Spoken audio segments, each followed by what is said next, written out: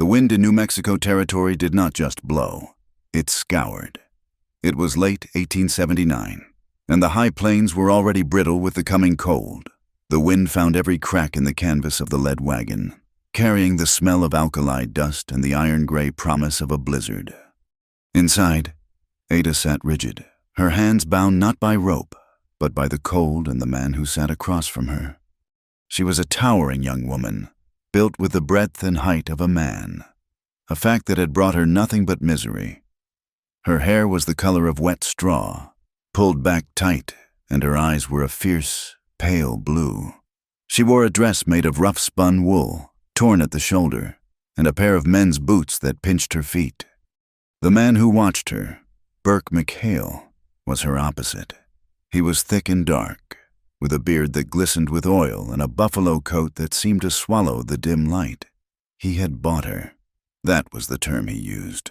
Bought her from her father back in Missouri to settle a debt, and he was dragging her west to his new claim. He intended to marry her. He intended, he'd said with a wet smile, to break her in like a mean horse. The wagon train, a meager line of 4 wagons and a half-dozen outriders, slowed. They were pulling into a small, wind-blasted supply stop, just a sod and timber trading post and a collapsing livery. "Stay put," McHale grunted, though he knew she had nowhere to go. He grabbed his rifle and swung his heavy body down from the wagon, joining the other men. Ada watched him.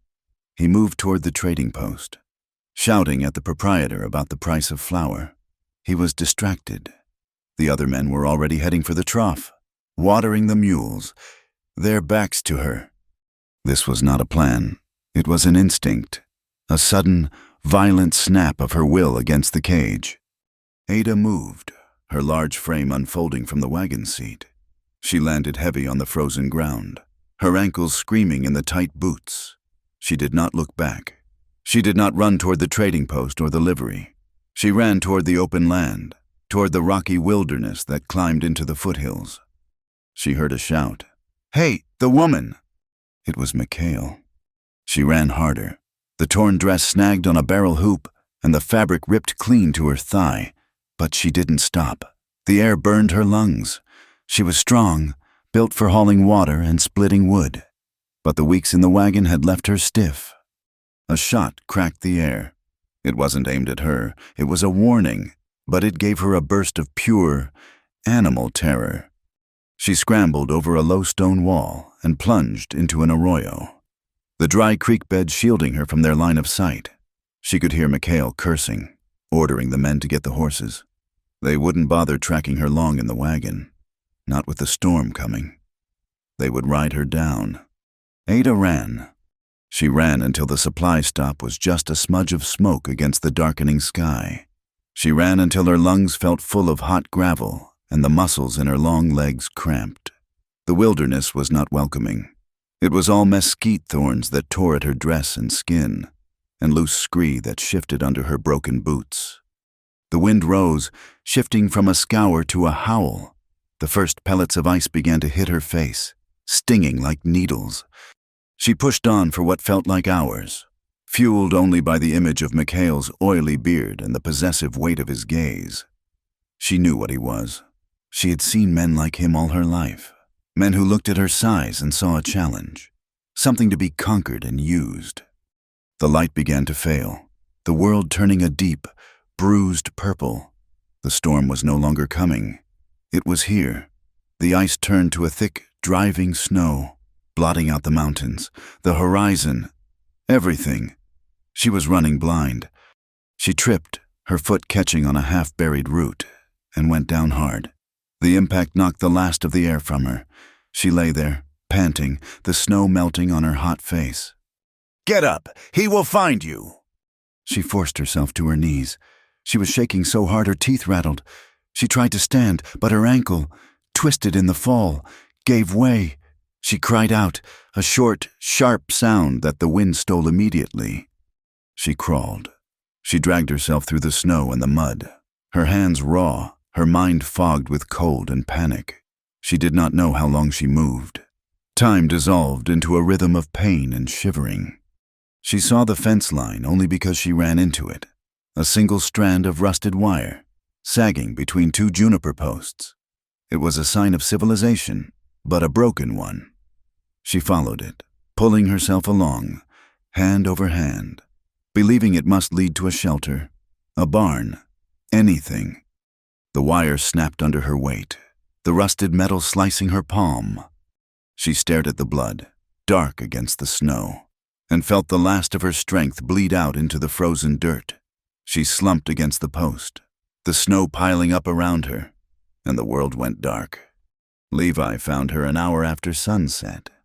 He was checking his fences, a futile effort against the storm, but his mother had always said idleness in a storm was an invitation to disaster.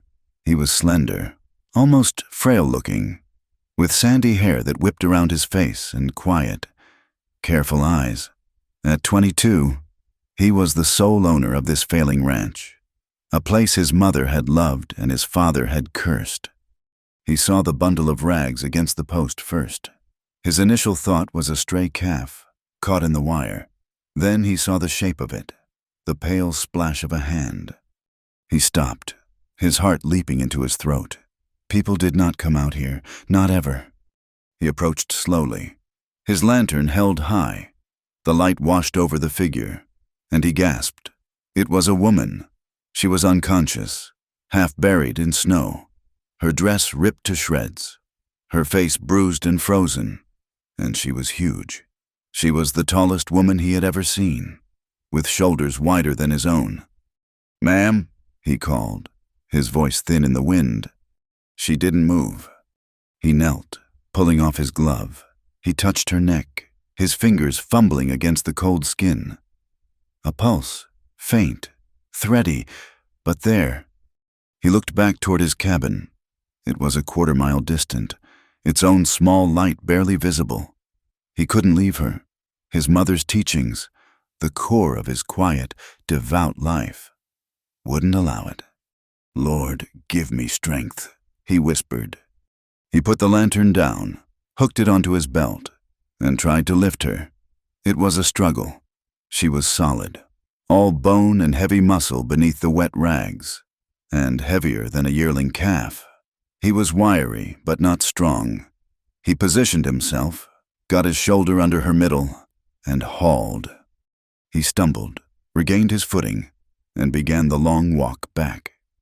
The cabin was a single room, built of thick stone by his mother's own hands.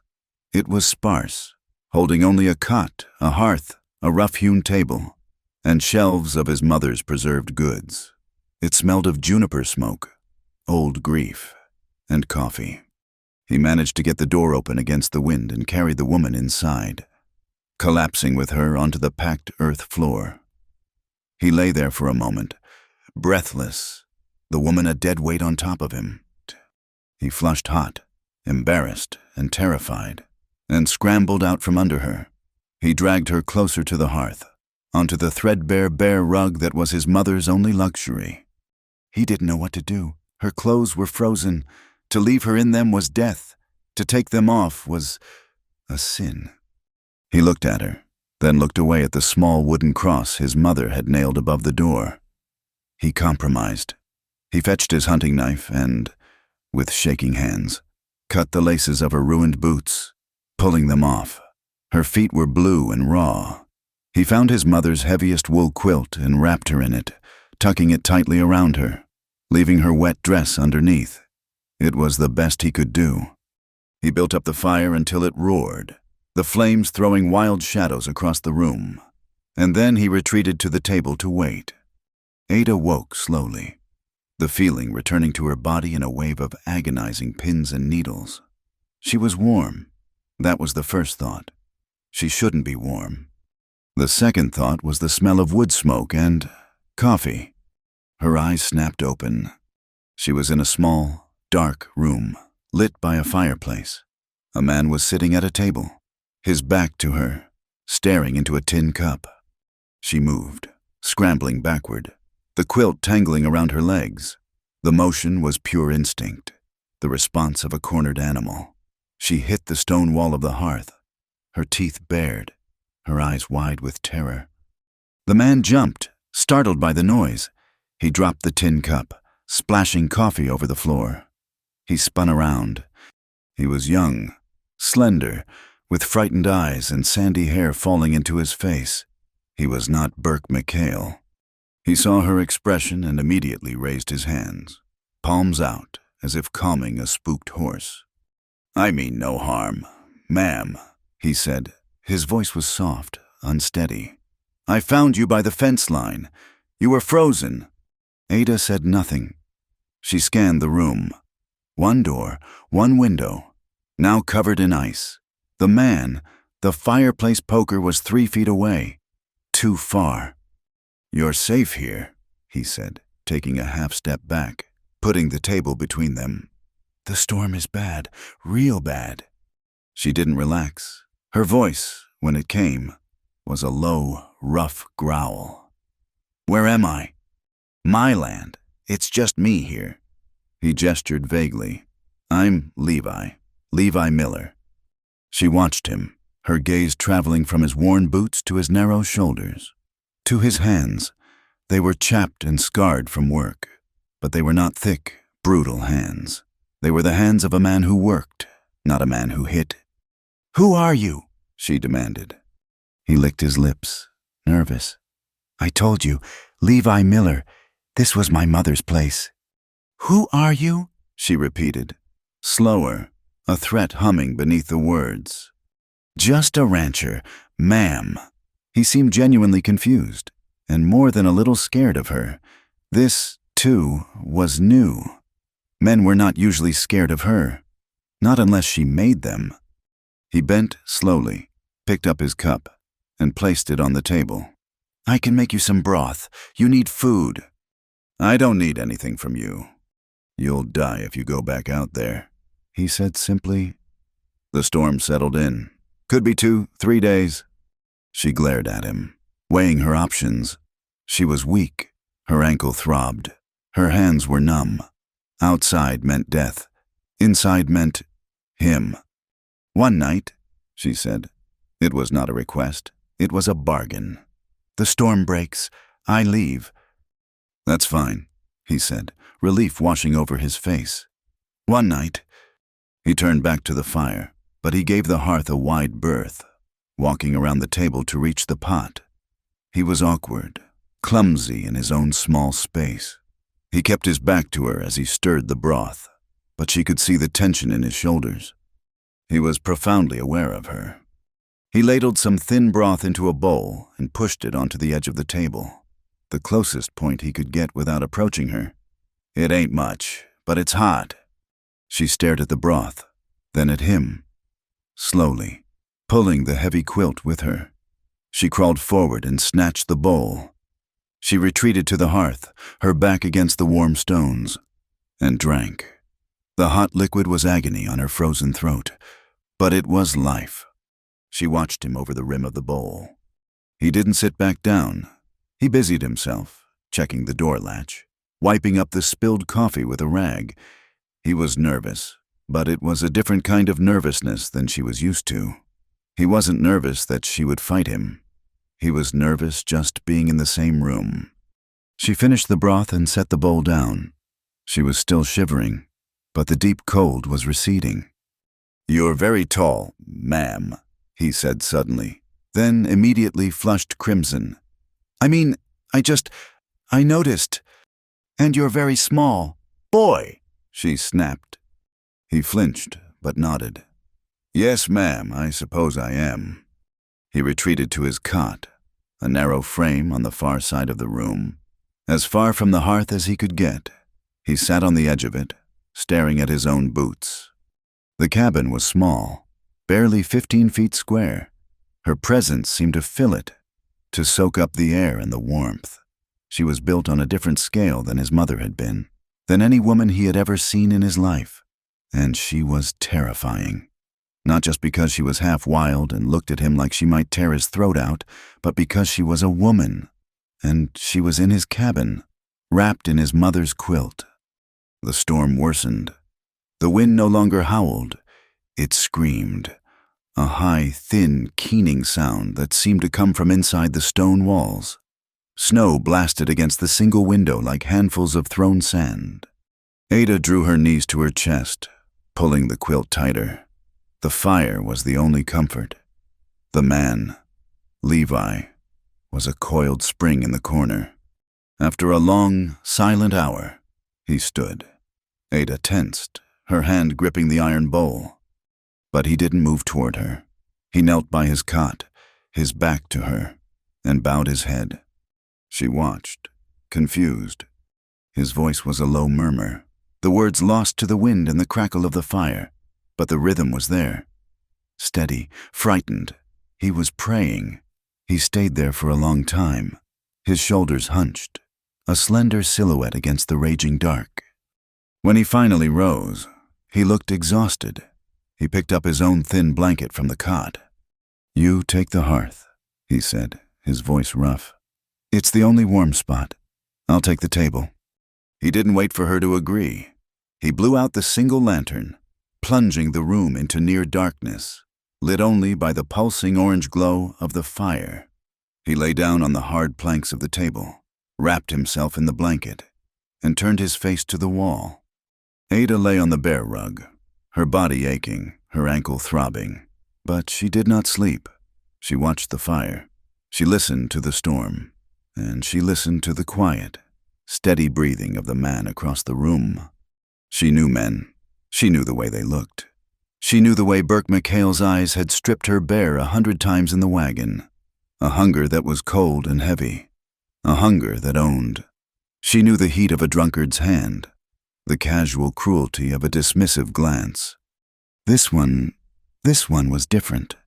He had looked at her, yes, when he thought she was asleep.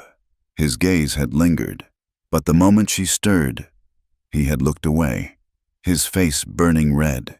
He was afraid, but he wasn't afraid of her. He was afraid of the looking. He had carried her from the storm. He had brought her into his home, cut off her boots, and wrapped her in a quilt, but he had not touched her. He had not taken advantage of her weakness. He kept his distance, his hands to himself, his eyes averted. She saw his restraint. It was a wall, but it wasn't a wall to keep her out. It was a wall to keep himself in. Ada had known desire. It was a heavy, hot, bruising thing, a currency used by men like McHale. This was different. This was an ache. She turned her face toward the shadows where the man lay, small and still. It was the first time in her life she had seen a man's want wrapped in fear, and the fear felt, strangely, like kindness. The kindness felt sharper than the cold. The world was white. Ada woke to a silence so profound it felt like a weight. The wind had died, but the storm had settled, dumping a foot of snow that muffled the world, sealing the small stone cabin like a tomb. The fire had burned down to glowing embers, and the room was bitter cold. She saw Levi was already gone. His thin blanket was folded neatly on the table he had used as a bed. A moment of panic seized her. Had he left her? Locked her in? She scrambled to the door, her bare feet hitting the freezing earth floor. The quilt trailed behind her. She fumbled with the wooden latch and pulled. The door opened, revealing a wall of white. Snow had drifted 4 feet high against the cabin, and it was still falling. Not with violence, but with a thick, determined steadiness. Through the swirling flakes, she saw him. He was a small, dark figure near a sagging barn, attempting to dig a path with a wide wooden shovel. He was making little progress. She felt a strange mix of relief and irritation. He hadn't abandoned her. She was simply trapped by the weather, and trapped with him. She pulled the door shut, her shoulders slumping. Her wet dress was still hanging near the hearth, steaming and stiff. Her boots were ruined. The leather cracked. She looked around the cabin in the gray morning light. It was painfully clean. His mother's presence was everywhere, in the neatly stacked tins of preserves, the worn-out scrub brush, the simple cross on the wall. On the cot, Levi had left a pair of men's denim trousers and a flannel shirt. They were his own, clearly too small for her, but they were dry. He had also left a pair of thick wool socks, heavily darned at the heel. She pulled on the clothes. The trousers were tight, stopping several inches above her ankles, and the shirt strained across her shoulders, the buttons pulling. She felt ridiculous, a giant stuffed into a child's garments. But she was warm. She found her own belt and cinched the trousers at her waist. She built up the fire, found the coffee pot, and set it to boil. When she opened the door again, Levi was trudging back, his face red and raw, ice clinging to his eyebrows. He carried the shovel in one hand and a bucket in the other. He stopped dead when he saw her. He stared at her in his clothes, his eyes wide, his gaze snagged on the way the shirt pulled tight across her chest, and he snapped his head down, his whole neck flushing. "Morning, ma'am," he mumbled, kicking the snow off his boots. It's bad." "I see that," she said. Her voice was rough. "The cattle," he said, avoiding her eyes. "They need feed. The drift is blocking the barn door. Then we dig." He looked up, surprised. "Ma'am?" "I'm not a China doll. Boy, I need to eat. I work." She grabbed the heavy buffalo coat he'd left by the door. It must have been his father's. It was the only thing that fit her, and pulled on a pair of his mother's spare boots, which were agonizingly tight but better than nothing. She followed him out into the blinding white. They worked for 2 days in an awkward, almost complete silence. The world shrank to the path between the cabin and the barn. The snow was relentless. They shoveled. They hauled hay. They broke the ice in the water trough. Levi was all nervous energy, his movements quick and bird-like. He was not built for this kind of cold, this kind of labor. He shivered constantly, his thin frame racked by the wind. Ada watched him struggle with a 50-pound feed sack, his knees buckling. She said nothing, just walked over, took the sack from him with one arm, and hauled it into the barn, dumping it for the grateful cattle. Levi stared at her, his mouth slightly open, a look of profound astonishment on his face. He said nothing. He just grabbed the shovel and went back to digging. The roof of the stable began to leak as the snow piled heavy on the old sod. They had to fix it together. He climbed a rickety ladder, and she, standing firm on the ground, handed him tools and chunks of tar-soaked canvas.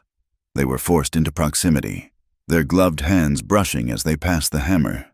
Each time, he flinched, pulling his hand back as if burned. The silence in the cabin was worse. It was too small. There was nowhere to look. He took the table again, insisting she take the cot, which was warmer. She refused, staying by the hearth. They settled on a truce. She took the cot, and he slept on a pallet near the door, as far from her as possible. Meals were tense. They ate biscuits and bacon, and beans from his mother's larder. The sound of his fork scraping his plate seemed deafening. On the third night, she couldn't stand the quiet. "You live out here all alone?" she asked, her voice startling in the small space. He jumped, spilling coffee on his trousers. "Yes, ma'am." "Don't call me ma'am. It grates." "What should I call you?" "Ada." It was the first time she had given her name. He nodded, absorbing it. "Levi." She looked at him, at the way he hunched over his plate, his sandy hair falling in his eyes. He was a tightly wound knot of fear. She decided to test him. "My husband died," she said, the lie coming easy. "On the trail. Cholera." Levi looked up, his face softening with a simple, uncomplicated pity. "I'm sorry to hear that, Ada. That's a hard thing, a terrible hard thing." "He was a good man," she lied, piling it on. "Strong." "The Lord tests us," Levi whispered, looking down at his cup. "He took my mother last spring. Consumption." "And your PA?" "Left before that. Said this land wasn't fit for nothing but snakes and grief." He was right about the grief. He didn't ask about her husband. He didn't ask where she was going or where she had come from. He just accepted her story, her presence, and returned to the silence, offering her his sympathy like a piece of bread. His patience was a mystery, and his restraint was a puzzle. He was clearly, painfully, drawn to her. She was not a fool. She knew what men looked like when they wanted. But Levi's want was different. He didn't leer. He stared. He stared when he thought she wasn't looking, his eyes tracing the line of her shoulders, the size of her hands as she kneaded dough, the curve of her hip in his too tight trousers. He watched her with a kind of terrified awe. She was a creature from another world. When she lifted the heavy water bucket, his eyes widened. When she split firewood, taking the axe from his smaller hands and driving it through a thick juniper round in one clean stroke, he just stood there, mesmerized. The moment she caught his gaze, he would snap his head away, his face flooding with a hot, guilty red. He would busy himself, restacking wood that was already stacked, or scrubbing the coffee pot again. He prayed constantly. She would wake in the deep cold of the pre-dawn hours and hear him, a low murmur from his pallet by the door. He was praying for strength, for deliverance. She knew, with a sudden, sharp clarity, that she was what he was praying to be delivered from. On the fourth night, the storm had not broken, and the tension in the cabin was so thick she felt she could cut it with a knife. He was pacing, a nervous track from the door to the window, staring out at the white. "Why are you so afraid of me, boy?" she asked, her voice blunt. He froze. "I ain't afraid of you, ma'am, Ada." "You are.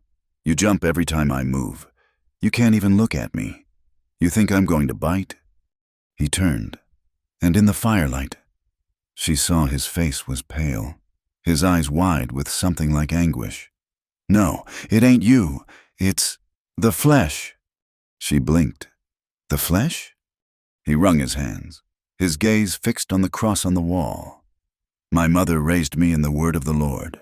She taught me that the desires of the body are a snare, that lust is a sin that leads to the pit." He looked at her, his eyes desperate. "It's weakness. Ma'am, I am weak, and I do not wish to be." Ada stared at him. She processed his words. He wasn't afraid she would harm him. He was afraid he would sin. "You mean," she said slowly, "you're afraid you'll want me." He looked like he might faint. I must keep myself clean. I ain't never been with a woman. Ada, I do not plan to be. I plan to honor my mother's teachings." There was a long, ringing silence. Then Ada laughed. It was not a kind sound. It was a harsh, bitter bark that was ripped from her throat. It was the laugh of a woman who had seen too much. "You're a virgin. Good Lord, you're saving yourself? For what? The resurrection?" Levi flinched as if she had struck him. The shame on his face was so profound, so naked, that her laughter died in her throat. He wasn't lying. He wasn't playing a game. This strange, small man was genuinely, devoutly terrified of his own human nature. The mockery in her own voice suddenly felt cheap, ugly. He was 22 years old, and he was clean. It was a concept she could barely understand. He wasn't a man who took, he was a man who resisted. Her bitterness softened into something else, something that ached. He was moved by her. He was drawn to her. But instead of acting on it, he prayed. The silence that returned was different, heavier. He had given her his deepest truth, his core shame. She owed him one in return. "I lied to you," she said, her voice quiet, scraping the stillness of the cabin. He looked up, his own shame forgotten, his expression just listening. "There was no husband," Ada said. She stared into the fire, watching the flames eat the wood. "There was no cholera. I ain't a widow. I ain't anything." She told him. She told him about her father's farm in Missouri, about the debt he couldn't pay. She told him about Burke McHale, a man with money and a cold gaze. "He came to collect. My PA. He had no money. He had me. I'm strong. I can work a plow. McHale looked at me like I was a prize heifer." She paused, swallowing. "He bought me, settled my pa's debt. My PA didn't even look me in the eye. McHale was taking me west to marry me." She finally looked at Levi. His face was still unmoving. He wasn't horrified. He wasn't disgusted. He wasn't even angry. He was just watching her. His patience a vast, empty plain. "I was never asked," she whispered. It was the heart of it, the part that burned her raw. "He put his hands on me in the wagon. He told me what he was going to do when we got to his claim. He said a woman my size needed a strong hand to gentle her." The story hung in the air. Levi did not move. He did not speak. He did not say, "That's awful." He did not say, "You poor thing." He did not offer judgment on her PA or on McHale. He just sat there, his hands clasped, and he listened. He accepted her truth, just as he had accepted her lie, with that same unnerving, steady quiet. His silence was the one thing she couldn't bear. It was a mirror, and she saw herself in it, damaged and soiled. A sound tore from her chest, a strangled sob. She turned away from him, pressing her forehead against the cold stones of the hearth, and wept. She did not cry like a woman. She cried like a man, with hard, racking, silent shudders that shook her entire frame. It was the grief of a lifetime, for the father who sold her, for the life she never had, for the body that was a curse. She heard Levi stand up. She tensed, her tears stopping instantly, her back rigid. She waited for the touch, the hand on her shoulder, the word of pity that would feel like an insult. It never came. She heard him take 2 steps. He was standing directly behind her. She could feel the heat of his body, a few feet away. He just stood there. He stood in the middle of the room, awkward and helpless, a silent guardian in the dark. He did not touch her. He did not speak. He just stayed. He stayed until her breathing slowed, until the shaking stopped, until the cabin was filled once more with only the sound of the wind and the fire. When she finally turned, her face blotched and wet, he was still there, wringing his hands, his expression one of pure, painful empathy. I'll make coffee," he stammered, and fled to the other side of the room. The confessions changed the air. The unspoken had been spoken. The storm outside was matched by the one inside. The awkwardness was gone, replaced by a tension so heavy it felt like another person in the room. It was hunger. It was restraint. When they passed in the narrow space, their arms brushed. Ada felt the jolt of it, a warmth that had nothing to do with the fire. She saw him inhale sharply, his eyes closing for a moment, as if in pain. He dreamed. She heard him. He would whimper in his sleep, small, frightened sounds. Once, she heard him say, "No, Mother, I'm sorry." He would wake up exhausted, dark circles under his eyes, and his guilt made the cabin feel even smaller. Ada felt a different kind of hunger. It wasn't the coarse, simple lust McHale had shown. It was a sharp, painful yearning. He had listened to her. He had seen her truth and had not flinched. He had stood behind her while she broke, and he had not touched her. She found herself wanting him to. She wanted to feel his small, trembling hands on her. She wanted to know if his kindness was real, or if it was just fear. On the 5th day, the snow stopped. The world outside the window was a brilliant, blinding blue and white. The trap was broken, and with the silence came a new sound. A horse, a single whinny, sharp and close. Ada went rigid. Every drop of blood in her body turned to ice. It wasn't one of Levi's mules. It wasn't one of his cattle. "He found me," she whispered. The terror was absolute. Burke. She grabbed the iron poker from the hearth, her knuckles white. She was not a prize heifer. She was not going back. She would kill him. She would kill this small, frightened boy. She would kill anyone who stood between her and that door. "Ada, wait," Levi said, his voice sharp. "Get away from the door," she hissed, advancing. "Ada, stop, listen."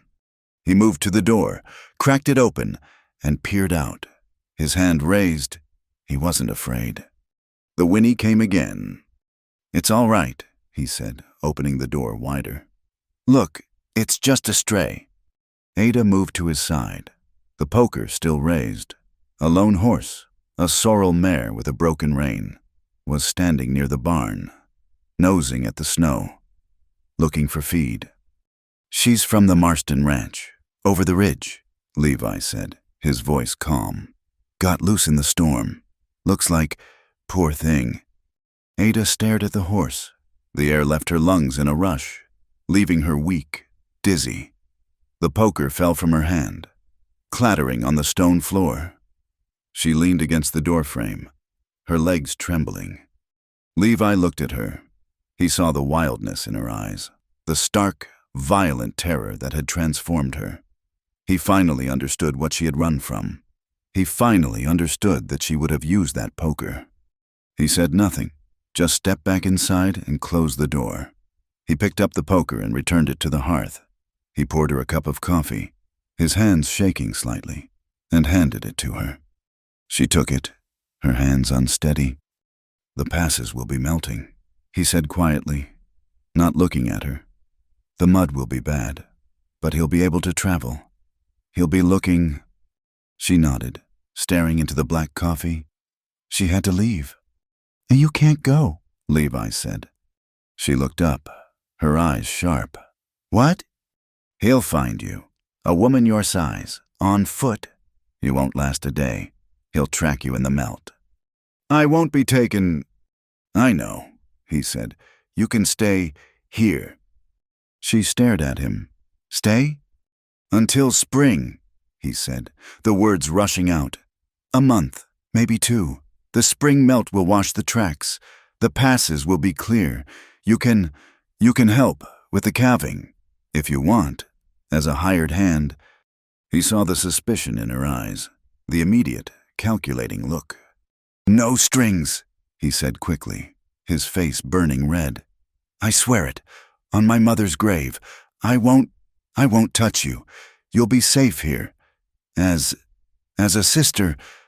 He said the word, and they both knew it was a lie, but it was also a promise. Ada looked at him for a long, long time.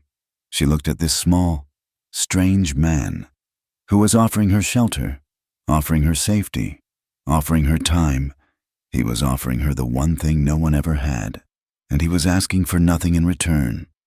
She tried to find the angle. She tried to find the price. She looked deep into his nervous, honest, terrified eyes, and she found nothing but the truth. "All right, Levi," she said, her voice low. "Till spring." The thaw came not as a relief, but as a burden. The world, once frozen and silent, turned to a sea of sucking, ankle-deep mud. The snow receded, revealing the bones of the ranch, and they were in bad shape. The agreement for Ada to stay until spring transformed from an act of charity into a matter of blunt survival. Levi, it turned out, was a terrible rancher. He was devout, he was kind, but he was not strong, and he had no head for the work. He had kept things going through sheer, desperate habit. Ada, on the other hand, was built for it. The fence line that had saved her life was sagging. Posts rotted. Levi would struggle for an hour with the post hole digger, his thin frame barely making a dent in the hard, cold earth. On the 3rd day of this, Ada watched him, his face pale with exhaustion, and finally walked over. "Give me that," she said. "I can manage." "You're managing to dig a hole for yourself," she said. She took the heavy tool from his hands. Her grip was sure. She lifted it, her tall frame uncoiling, and drove it down. The tool bit deep into the soil. She pulled it out, reset, and drove it again. Her rhythm was steady, powerful, and clean. She dug 3 post holes in the time it took him to dig one. Levi stood back, his hands hanging uselessly at his sides, a flush of shame and awe on his face. She was, he realized, more useful than any 2 hired hands he could have afforded. She restrung the wire, her large, capable hands twisting the rusted metal with a force that made him wince. When a beam in the barn, heavy with waterlogged sod, finally gave way, he stood staring at it, wondering how he would ever fix it alone. Ada simply studied it, got her shoulder under the lowest point, and lifted.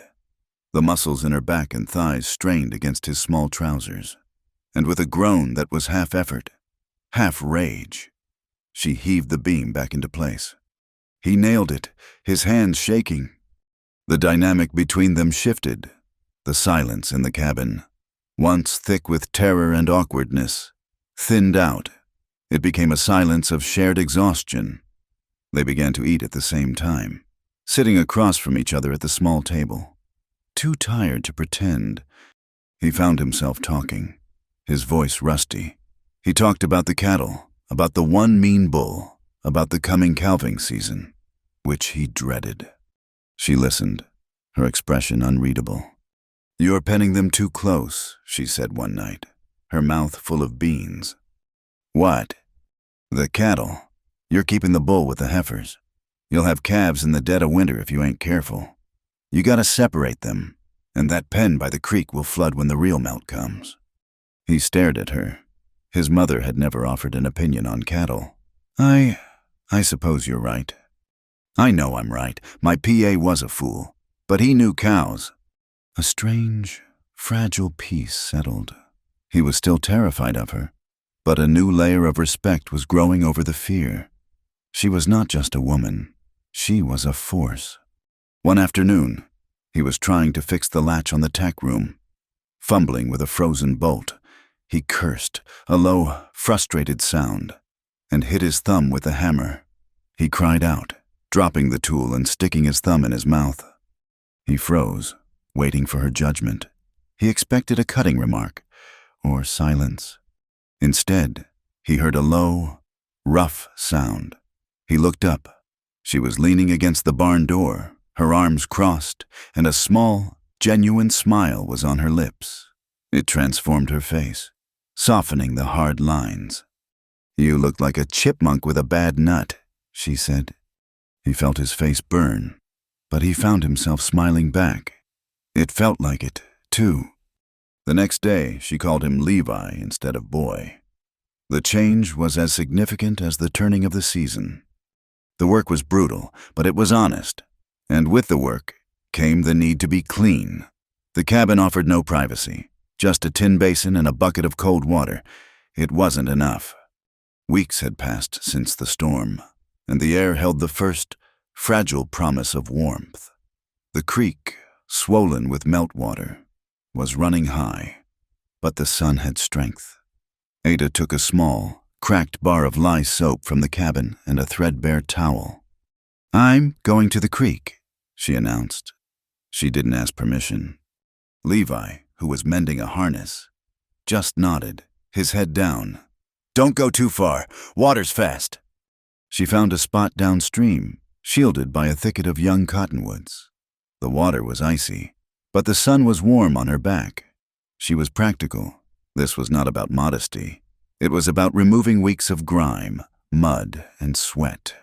She stripped off the flannel shirt and the straining trousers, leaving them in a pile on the bank. She stood for a moment in the sunlight. Her body was a map of her life. Her shoulders were broad and muscled, her hips strong. A pale scar ran the length of her left thigh from a runaway plow. Her skin was not soft, but it was hers. She waded into the water up to her knees, gasping as the cold bit her, and began to wash. Levi had not meant to see her. He was checking the creek's bank further upstream, worried about the flooding she had predicted. He was preoccupied, his eyes on the muddy water line, carrying a coil of rope. He pushed through the same thicket of cottonwoods she had used for cover and stopped. She was there, not 20 feet away. She was turned away from him, standing in the churning, shallow water. She was naked. He had never seen a naked woman. He had only seen pictures in a forbidden book his father had owned, pictures of soft, pink, delicate things. Ada was none of those. She was tall and powerful and real. Her back was a long, pale expanse of muscle. Her wet hair was plastered to her neck.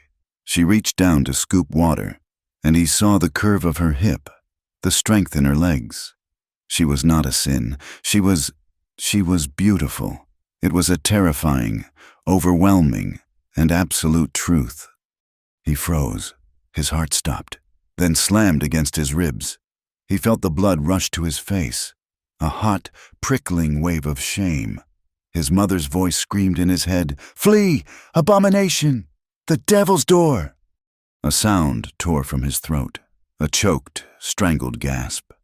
Ada heard it. She spun around, her eyes wide, her hands flying to cover herself. She saw him. Levi dropped the rope. He didn't speak, didn't apologize. He turned and fled.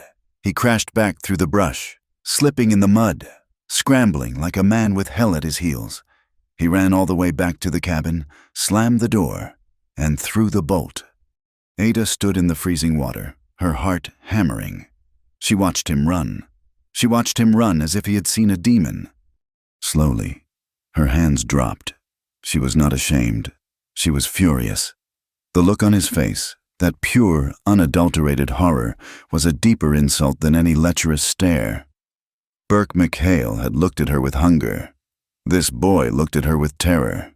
It made her feel like a monster.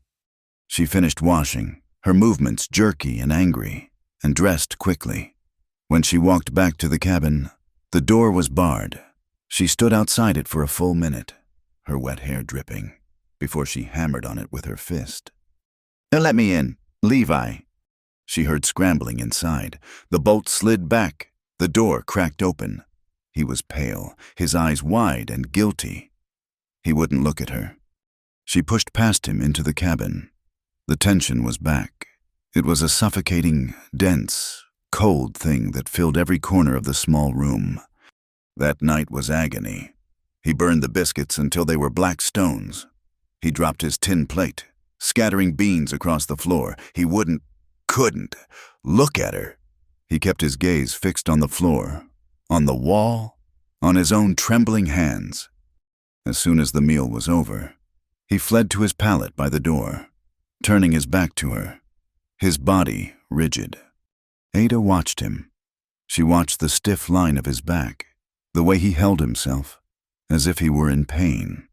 Her anger from the river had cooled, leaving a cold, hard knot of confusion. She had to understand. She had to break this silence before it broke her. She stood up. Her shadow, cast by the fire, swallowed him. She walked over and stood above him. "Look at me," she said. Her voice was quiet, but it had the sharp edge of a blade. He flinched, but he didn't move. I said, "Look at me." Slowly, he turned. He sat up, pulling his knees to his chest, his back against the cabin wall. He looked like a cornered animal. "Why did you run?" she asked. "Down by the river. Why did you run?" I shouldn't have been there," he stammered, his eyes fixed on the floor between them. "It was improper." "Improper," she repeated. The word was cold. "You looked at me like I was a snake, like I was something rotten. Why? Why do you hide what you feel, Levi? You hide it like it's poison." "It is," he whispered. The word was so quiet she almost missed it. "What?" "It is poison," he said, his voice cracking. He finally looked up, and his eyes were raw, filled with a desperate, self-hating anguish. "Yes, I ran. I ran because I am weak. Because I'm afraid. Ada." "Afraid of me?" "No, myself. I'm afraid of myself." He buried his face in his hands, his shoulders shaking. I see you all the time. When I close my eyes, I see you splitting wood. I see you lift the feed. And today, I saw you in the water." His confession spilled out, a torrent of shame. "I dream of you, and the dreams, they're not clean. They're not pure. My mother taught me. She said the flesh was a snare. She said it was the devil's door, and I am standing right at the threshold." He was crying now. Quiet, desperate tears. I'm afraid of dishonoring you. I'm afraid of the sin. I'm afraid of going to hell. Ada watched him, this man-child, weeping because he was human. Her anger evaporated, replaced by a vast, aching pity. He wasn't disgusted by her. He was disgusted by himself. He had been taught to believe that his own nature was a corrupt and evil thing. She dropped to her knees. The movement was sudden, bringing her face level with his. He flinched away, but she stayed put. "Dishonor," she said, her voice rough. "You think looking at me is dishonor? You think wanting is a sin?" She reached out, not to touch him, but to touch her own shoulder, her fingers tracing the rough flannel. "Men have dishonored me, Levi, my whole life. They dishonor me when they buy me like livestock. They dishonor me when they put their hands on me in a wagon. They dishonor me when they look at me with cold eyes and decide what I'm worth." She leaned closer, forcing him to meet her gaze. Her pale blue eyes were fierce, and for the first time, they were not angry. They were just true. "You don't dishonor me unless you're like the rest. And you ain't. You're just scared." He stared at her, his breathing ragged. Her words hung in the air. A different kind of truth, one that fought with everything his mother had ever taught him. The silence was broken by a sound from outside, a high-pitched, frantic bleating. It was a calf, then a chorus of sharp, barking yips. Levi's head snapped up, his own shame instantly forgotten, replaced by a rancher's panic. "Coyotes!" He was on his feet in a second, grabbing the rifle from the wall mount. "They're after the newborn, the one born this morning." He grabbed the lantern and ran for the door. Ada was right behind him. They burst out into the night. The corral was a mass of shifting, panicked shadows. The cattle were bawling, bunched against the far fence. In the center, a half-dozen coyotes, dark, slinking shapes, were darting in, trying to separate the small, spotted calf from its mother. Levi raised the rifle and fired. The shot cracked through the night. A flash of orange. The coyotes scattered, vanishing into the darkness. But they didn't go far. They yipped and howled from the ridges, their hunger a palpable threat. "They'll be back," Levi said, his voice tense. He chambered another round. "They'll wait until we leave," Ada said, her eyes scanning the darkness. "Then we don't leave." He looked at her. "We have to stay up. They'll keep trying till dawn." They settled in the barn, just inside the open door, where they could see the corral. Levi set the lantern on an overturned bucket, its low, golden light pushing back the shadows. They sat on a pile of clean hay, the rifle resting on Levi's lap. Hours passed. The deep, penetrating cold of the high desert night seeped into their bones. The cattle quieted, their breathing a soft, steamy sound. The coyotes howled, a lonely, hungry sound, but they kept their distance. The shared watch, the quiet danger, stripped away the last of the cabin's raw tension. They were just two people, guarding a life. Ada pulled her knees to her chest, her arms wrapped around them. She began to shiver. Levi glanced at her. He hesitated, then pushed his own thin blanket toward her. "You take it," she said. I'm fine." But his teeth were chattering. She shook her head and simply leaned against him. It was not a gesture of intimacy. It was a practical, simple movement for shared warmth, her solid, broad shoulder pressed against his narrow one. Levi went absolutely rigid. He stopped breathing. He could smell the lye soap on her skin, the faint, clean scent of the cold creek water, the wood smoke that clung to her hair. She was a wall of warmth, a solid, living, breathing thing pressed against his side. He trembled. It was a violent, full-body shiver. "You're shaking more than I am," Ada murmured, her voice drowsy. "I'm all right," he whispered. His voice was choked. He was fighting a war inside himself. His mother's ghost was on one side, screaming sin, And on the other was Ada, her warmth, her quiet strength, and her words. "You don't dishonor me." He looked at her in the flickering lantern light. Her eyes were closed, her face relaxed in exhaustion. She trusted him. She had leaned against him, and she had closed her eyes. Slowly, as if lifting 100-pound weight, he made a choice. He lifted his hand. It was shaking so hard he could barely control it. He didn't put it on her shoulder. He didn't put it on her waist. He just laid it over her hand, where it rested on her knee. It was the first time he had ever willingly touched her skin. Her hand was large, calloused, and warm. His was small, chapped, and trembling. Ada's eyes snapped open. She looked down at his hand, covering hers. She didn't pull away. She didn't move at all. She just looked. They sat like that for what felt like an eternity. The only sounds were the shifting of the cattle and the distant, mournful cry of a coyote. His heart hammered so loud he was sure she could hear it. But he didn't move his hand. He had crossed a line, and he was, for one terrifying moment, not afraid. The sky in the east was just beginning to turn from black to a pale, sick gray. Dawn was coming. The lantern oil was low, the flame sputtering, casting long, dancing shadows. The coyotes were silent. They were both raw, exhausted, and hyper-aware of the point of contact between their hands. Ada turned her head. Her face was only inches from his. He didn't pull back. He was frozen, his eyes wide, watching her in the dying light.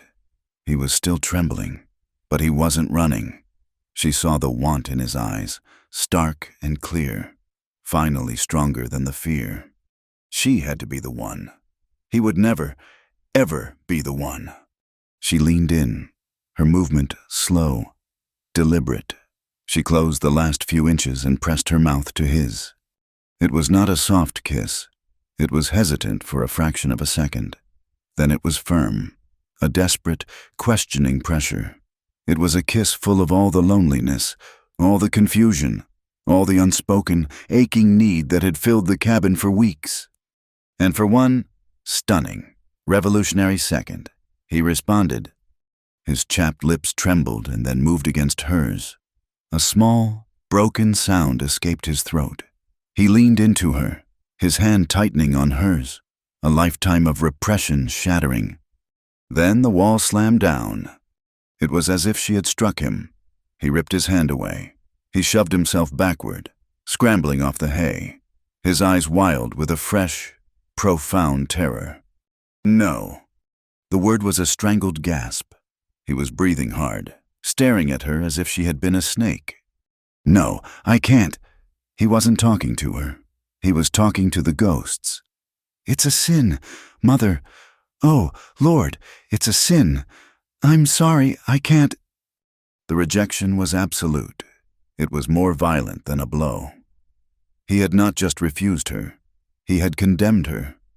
He had called their connection a sin. Ada froze. The warmth of the last few hours turned to ice.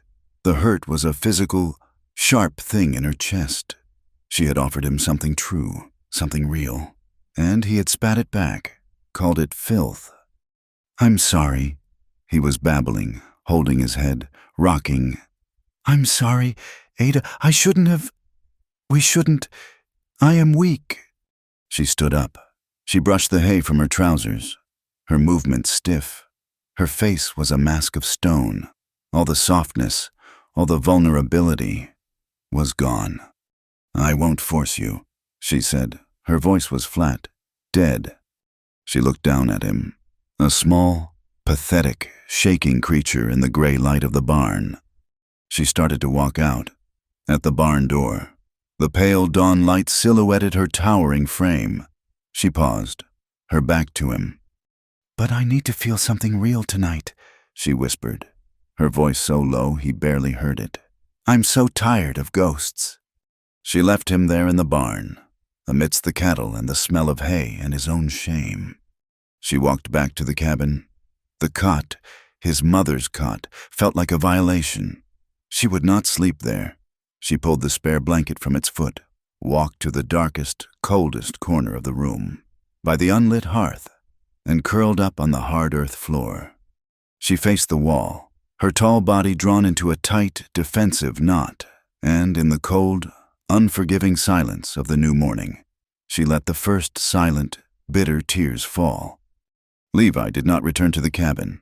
He stayed in the barn, the smell of hay and animal warmth a miserable comfort. He did not sleep. He sat with his back against the rough-hewn planks, the rifle across his knees, and listened to the sounds of his own cowardice. He had failed.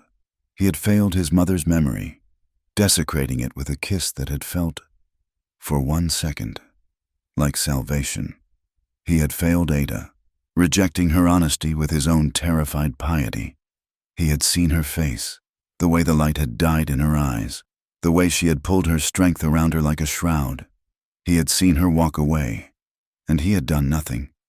His shame was a living thing, a cold, heavy animal curled in his gut. Every time he closed his eyes, he saw her face in the lantern light, her lips parted, her gaze direct and unafraid. And then he saw his own reaction, the babbling, frightened child invoking sin. Sin. The word felt hollow now, a rusted-out tin. What was the sin? The kiss, or the rejection, the wanting, or the fear?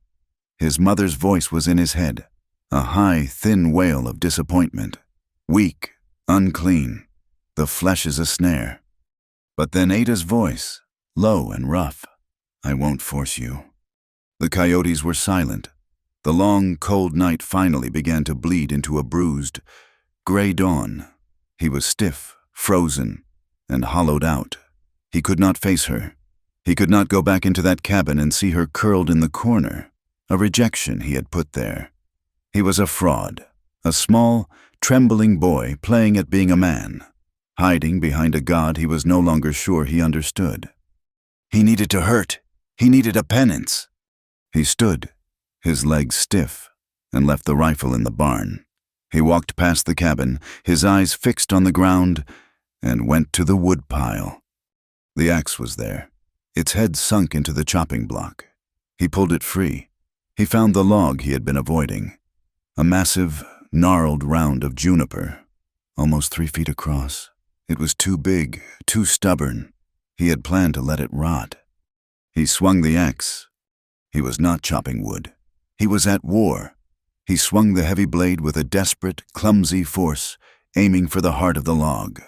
The axe bit, shuddered, and stuck. He roared in frustration, a sound torn from his throat, and wrestled it free. He swung again, and again. The rhythm was a prayer. Sin, sin, sin. The cold air did nothing. He was burning from the inside out.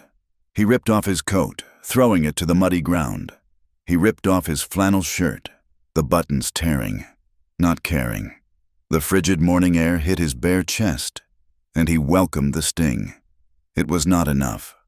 He swung. The axe was an extension of his rage, his shame, his confusion. He was not Levi. He was a machine of self-hatred. I am weak. I am a coward. I ran. The wood was stubborn. It fought him. He welcomed that, too. He put his entire frail weight into the blows, his shoulders screaming, the muscles in his back knotting. Sweat poured down his face, freezing in the air, plastering his sandy hair to his skull. He was crying, tears of sheer animal frustration, gasping for breath. But he did not stop. He would break this log. He would break himself. He would exhaust this poison, this wanting, this terrible, beautiful image of her, until there was nothing left inside him but clean, cold emptiness. He did not hear the cabin door open. He did not hear her approach. He was blind and deaf, lost in his own penance. Ada had woken to the sound. She had been curled on the hard floor for hours, a cold, tight knot of misery. The tears had frozen on her cheeks. When the sound of the axe began, it was a disturbance, a frantic, desperate thwack, pause, thwack that felt like an extension of the fight inside her own head. It went on, and on, for an hour. The sun was up. The cabin was freezing. The sound was becoming ragged, weaker but no less desperate. She got up, her body stiff. She was done with tears. She was just empty. She went to the door and looked out. He was there, a spectacle of shame. He was naked from the waist up, his thin chest heaving, his body drenched in sweat despite the frost on the ground. He was staggering, barely able to lift the axe, but still bringing it down with a choked sob. The ground around him was a battlefield, littered with splintered chunks of juniper. He was destroying himself. She watched him. All the anger from the night, all the hurt, dissolved into a profound, weary clarity. She saw him. She saw the war. The ghosts his mother had put in him were trying to kill him. She walked across the yard. The mud sucked at her boots. He was raising the axe for another blow, his arms trembling. When he saw her shadow, he froze. He stood there, panting, axe in hand, his bare chest slick. He looked like a cornered deer. He couldn't meet her eyes. His gaze dropped to the ground, his body hunched, waiting for the verdict. She stopped 2 feet from him. She looked at the destroyed log, at the raw blisters on his hands, at the tears and sweat on his face. She looked at this boy who was terrified of wanting her, who would rather tear himself apart than admit he was a man. Her voice was low, and for the first time, it was not rough. It was exhausted. "You'll kill yourself, Levi." He shook his head, still not looking at her. I had to what? Punish yourself? For what? For being alive? For a kiss? It was wrong, he whispered, his voice hoarse. She looked at him, and her patience, her anger, her hurt, all coalesced into a single, hard, desperate decision. She was tired of fighting his ghosts. She would face them. "I'll satisfy you tonight," she said. The words dropped into the cold morning air like stones. Levi's head snapped up. He stared at her, his eyes wide with shock, with terror, and with a raw, undeniable spark of hope. "What? Ada, no, you don't know what you're saying. That's not... That's what you need," she finished for him, her voice flat. "Isn't it? You're so full of this want, that you think it's poison. You think it's the devil. You're trying to beat it out of yourself with an axe." She took a step closer. He flinched, the axe handle heavy in his hand. "It ain't poison, Levi. It's just life, and you're terrified of it." "I can't," he stammered. He was shaking, a violent, full-body tremor. "I can't. It's a sin. It's my mother. I'd be dishonoring you. I'd be no better than..." He couldn't say Mikhail's name. "You think that is the same?" she asked, her voice dangerous. "You think this is the same as being bought and sold? The same as being taken?" He hesitated. He was torn, his face a mask of agony. He wanted to say yes. He had been taught that all of it was the same, but he looked at her strong, tired face, at the eyes that saw right through him. He couldn't lie. He hesitated, and in his hesitation, she saw her answer. She was done asking. She was done waiting for him to be brave. She stepped forward, into his space. Before he could react, she grabbed his free hand, the one not holding the axe. His left hand, it was raw, blistered, trembling. She did not hold it gently. She seized it, and she pulled it, hard, against her own body. She pressed his palm flat against her waist, against the rough denim of his own trousers that she wore, just above the curve of her hip. The moment was a lightning strike. He gasped, a sharp intake of air. His entire body went rigid. The axe head thudded softly into the mud as his grip went slack. He stared at his own hand, pressed against her. He stared at it as if it belonged to someone else. He could feel her, the solid, unyielding strength of her, the warmth of her body. Even through the clothes, it was not a dream, it was not a sin, it was a woman, real and warm and strong. He was shaking so hard his teeth chattered. He made a small, broken sound. "Ada." Her name was a plea. "It's just my hand," she whispered, her voice fierce. "It's just your hand. It's not the devil. Levi, it's just us." He looked up, his eyes swimming with tears, and met her gaze. She was not angry. She was not disgusted. She was just there, solid, waiting. She had taken the first step. She had taken the sin, if that's what it was, onto herself. He didn't pull away. He swallowed, his throat raw. I'm afraid." "I know," she said. I don't know." "I know that, too." She gently uncurled his fingers from the axe handle. He let it fall. She kept her grip on his other hand, the one still pressed to her waist. "Come inside," she said, "out of the cold." She turned and pulled. He followed. He stumbled after her like a man in a dream, his bare feet slipping in the mud. She did not let go of his hand. She pulled him across the yard, up the step, and into the dim, cold cabin. She kicked the door shut. The world was gone. There was no ranch, no mud, no sky. There was only this small, stone room, the smell of wood smoke and coffee, and the pounding of his own heart. She let go of his hand. He almost fell, his balance gone. He stood in the middle of the room, his chest bare, his trousers soaked in mud and sweat, shaking. He was a sacrifice. She stood by the hearth. The fire was almost out, just a bed of orange embers. She looked at him, her gaze steady, giving him one last chance to run, to pray, to call her a sinner. He just stood there, his eyes locked on her face, his breathing ragged. He was terrified, but he did not move. He had made his choice. She turned to the fire, but not to build it. She faced him, and slowly, deliberately, she began to unbutton the flannel shirt, his shirt. His breath hitched. She unfastened the top button, then the next. Her fingers were steady. She was not doing this for him. She was doing this for them. She was unburdening.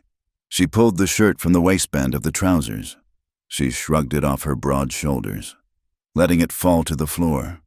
She stood in her linen shift, thin and worn. He could see the powerful shape of her, the shadow between her breasts, the hard line of her collarbone. He was drowning. His mother's voice was a distant, frantic scream. Abomination! Ada reached for the waistband of the trousers. His trousers.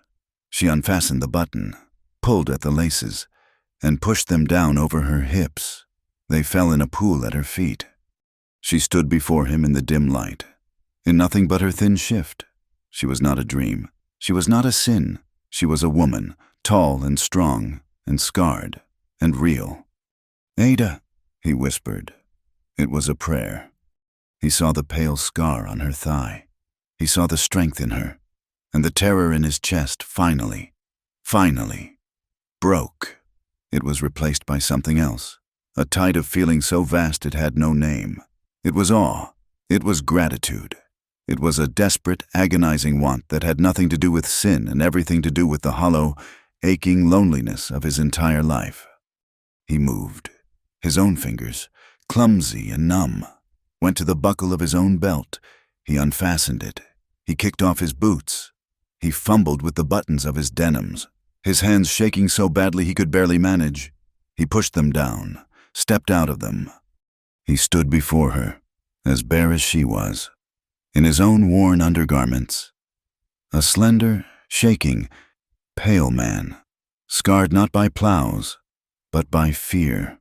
She held out her hand. He took it. She led him to the cot, his mother's cot, the place where he prayed, where he wept, where he had been born. She sat on the edge and pulled him down beside her. It was not graceful. It was not beautiful. It was clumsy and awkward and overwhelmingly real. He was trembling so hard he could barely speak. She was gentle, but her hands were not soft. They were strong. They were sure. When he touched her skin, his hand on her shoulder, He gasped. He had never touched a woman's skin. It was warm. It was alive. "It's all right, Levi," she whispered, her voice thick. "It's just me." He kissed her, and this time there was no pulling back. It was a desperate, hungry, clumsy kiss. It was the kiss of a starving man. He was crying, he realized, the tears hot on his face, mixing with hers. Their intimacy was a confession.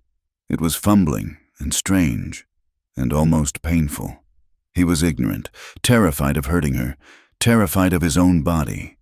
She guided him, her hands firm on his hips, her voice a low murmur in his ear. "It's all right. Yes, like that." It was not sin, it was communion. It was a desperate, human, and holy act. When it was over, they lay tangled in the small cot, the thin blankets pulled over them, and the dam of his life broke.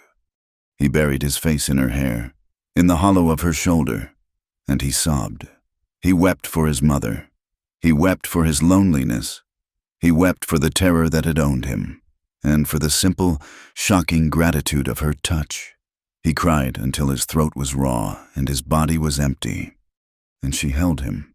She held his narrow, shaking frame against her strong, warm body. She stroked his damp hair, her own silent tears falling onto his back.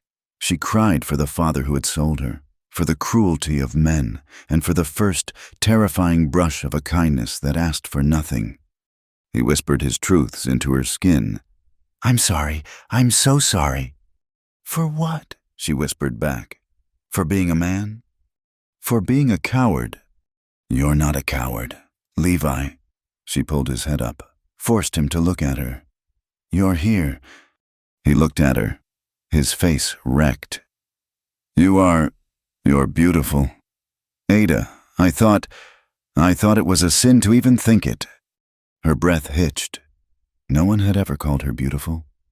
Strong, big, a prize, but never beautiful. They lay there as the sun rose high, and for the first time in his life, Levi Miller felt clean.